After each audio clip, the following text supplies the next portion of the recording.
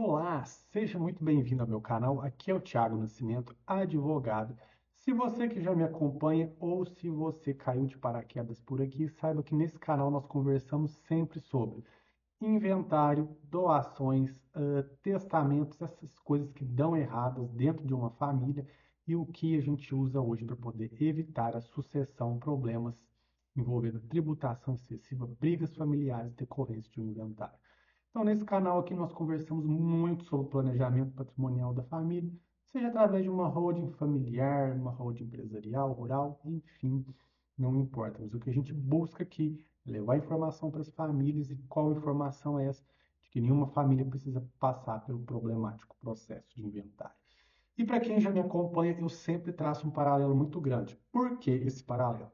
A gente sabe que as famílias de empresários e até mesmo empresas muito grandes, essas pessoas sempre tiveram o hábito de se organizar para nunca ter que deixar inventário para a família fazer.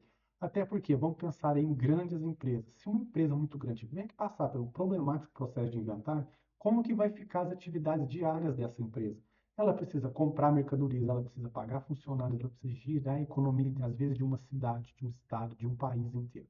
Então, ela não pode ter a sua atividade interrompida e é por isso que grandes empresários já se organizam para que, na falta do dono da empresa, do presidente daquela empresa, que geralmente é o dono, não ser preciso passar pelo processo de inventário. E é justamente isso, e a sistemática de organização que a gente utiliza hoje para tirar as famílias brasileiras do pesaroso processo de inventário. Então, essas leis, esses mecanismos vêm sempre do direito empresarial, que é onde esse mecanismo ele é mais conhecido e mais utilizado. Mas nesse caso que eu vou trazer para você hoje, ou seja, das lojas pernambucanas, as casas pernambucanas, quem nunca entrou nas pernambucanas para fazer uma compra, não é mesmo? Olha só, no caso das pernambucanas, a dona dela, a presidente então da empresa, Anita Harley, em 2016, ela teve um acidente vascular cerebral, o famoso AVC. Só que esse AVC dela foi extremamente grave e simplesmente incapacitou por completo a Anita Harley. Hoje ela se encontra, infelizmente, numa cama de hospital, praticamente em estado vegetativo, e ela não dá notícia de nada do que se passa no mundo aqui fora. Como ela não deixou descendentes, alguém, obviamente, tinha que administrar e ser o sucessor de todo esse patrimônio. E aí é o que eu sempre falo nesse canal. Onde existe patrimônio, onde existe amor e onde não existe planejamento, invariavelmente vamos ter o quê? Brigas e discussões judiciais intermináveis. E, lamentavelmente, é isso que aconteceu no caso da Anita Harley, a dona das casas pernambucanas. Vamos lá então. A Anita Harley, dona da Casas Pernambucanas, sempre teve como seu braço direito a sua secretária chamada Cristina Alves Rodrigues. A Cristina, segundo ela, ela conhece e trabalha com a Anitta desde a década de 60, ou seja, ela sempre foi o braço direito da Anita Harley nessa trajetória com toda essa empresa. Tanto é verdade que a Anita Harley, na década de 90, se não me engano, no ano de 99, ela fez um testamento dizendo o seguinte, um testamento vital. Caso a Anita Harley ficasse parcialmente ou completamente incapacitada, ou seja, sem capacidade civil, quem iria ser a curadora dos bens da Anita Harley seria então a sua secretária, a Christine Alves. E com base nesses documentos, a Cristina então deu entrada com uma ação judicial e conseguiu na justiça ser de fato a curadora dos bens de todo o patrimônio aí da Anita Harley. Mas esse foi só o início de todos os problemas. E dentro desse meio termo aí surgiu então uma suposta companheira da Anita Harley, uma mulher chamada Sônia Suzuki. A Sônia disse o seguinte: olha, eu tenho um relacionamento com a Anita Harley de muitos anos, morei com ela por décadas e nesse tempo que nós moramos juntos, nós desenvolvemos um relacionamento íntimo. A gente vivia como companheiras de fato e eu quero que a justiça reconheça a minha situação de, justamente por ser companheira da Anitta, a minha qualidade de herdeira. E foi isso que a justiça reconheceu. Então, ela retirou a secretária da Anitta Harley, que havia sido nomeada naquele testamento como curadora dela, a Christine, para colocar então como curadora da Anita Harley, a sua então suposta companheira, a Sônia Suzuki. E dentro desse mesmo processo, a Sônia ainda foi além. O que ela fez? Ela fez o seguinte: olha, já então que a justiça reconheceu eu como companheira e, portanto, herdeira da Anita Harley, eu quero que o meu filho também seja reconhecido como herdeiro da Anita Harley. E isso de fato aconteceu e a justiça também reconheceu o Arthur, filho da Sônia, como herdeiro dos bens e de todo aí o patrimônio da Anita Harley. Um ponto curioso aqui é o seguinte, é que a família da Anitta Harley alega que esse suposto relacionamento aí do Anitta com essa Sônia Suzuki nunca aconteceu de fato, que tanto ela quanto o filho estão se aproveitando da situação justamente para ter aí um ganho patrimonial, que o intento deles é tão somente patrimonial e nunca houve de fato nada afetivo ali dentro daquela relação. E como se não bastasse, no ano de 2022, depois de uma bagunça total, esse Arthur, que foi então reconhecido também como herdeiro da Anitta Harley, ele conseguiu na justiça ser o curador de todos os bens e gerenciar aí todo o patrimônio da Anitta Harley. Então vamos fazer uma recapitulação aqui. Olha que bagunça. A Anitta Harley teve o AVC. Quem foi gerenciar os bens dela era a secretária, que era reconhecida no testamento, caso acontecesse algo dessa natureza.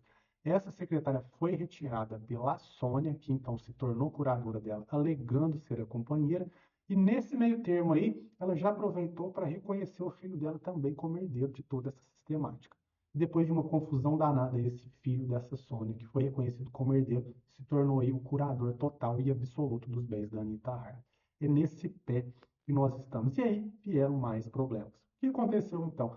O Arthur, que era então esse herdeiro reconhecido, ele nomeou o próprio advogado dele como presidente das lojas pernambucanas.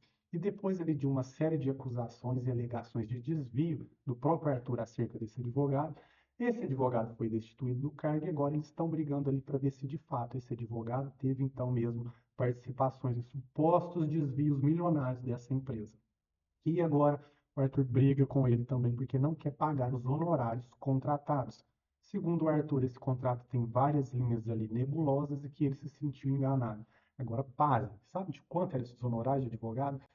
150 milhões de reais. Caramba, é dinheiro demais. Enfim, como se não bastasse essa briga aí, começou então uma nova briga entre o Arthur e a própria mãe. Segundo a Sônia Suzuki, o Arthur não quer saber, ele não tem preparo emocional, financeiro, ele não tem preparo nenhum e muito menos técnico para gerenciar todo o patrimônio da Anitta Harley. Tanto é que ele já até chegou a agredir a mãe quando eles chegaram a conversar sobre esse ponto. E agora a briga que está pendente é a Sônia Suzuki, mãe do Arthur, que um dia ajudou o filho a ser reconhecido como herdeiro, agora está brigando com o próprio filho para agora ser a nova curadora dos bens da Anitta Harley. Olha a bagunça que chegou isso aqui. E agora, como está então essa situação? Tá lá, mãe e filho brigando. Os familiares da Anitta Harley dizem que eles não têm interesse nenhum em cuidar da própria Anitta, que o interesse deles é tão somente patrimonial e a Anitta Harley numa cama de hospital alheia a tudo isso que está acontecendo. E como se não bastasse essa briga agora interminável entre mãe e filho para ver quem vão ser de fato os curadores e os detentores do patrimônio da Anitta, surgiu agora o irmão da Anitta, o Clay Harley, para entrar nessa disputa judicial. Moral da história, é o que eu sempre falo por aqui. Onde existe grande patrimônio, onde a gente não se planeja, não se programa direitinho, famílias com patrimônio muito grande estão fadadas a viver em situação como essa. E tem muita gente que fala assim: ah, Thiago, mas essas histórias são muito distantes da gente que tem um patrimônio menor. Vou te falar que não é.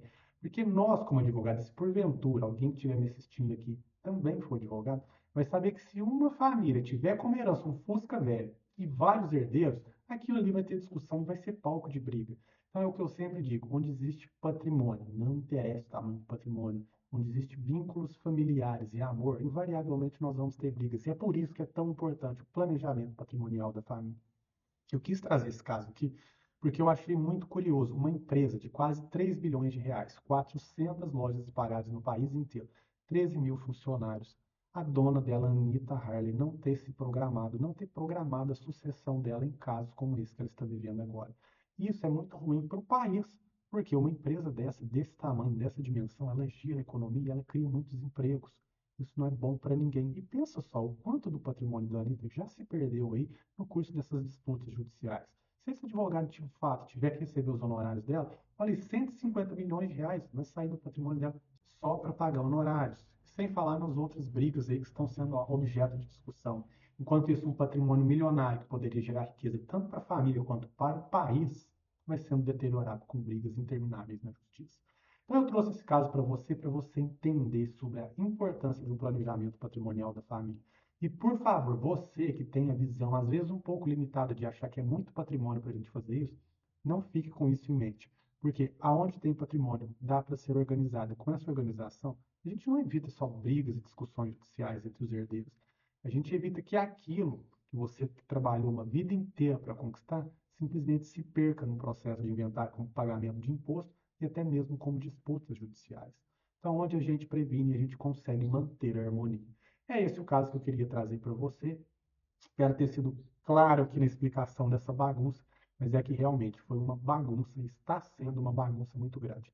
Te vejo então no próximo vídeo. Um grande abraço. Até o próximo.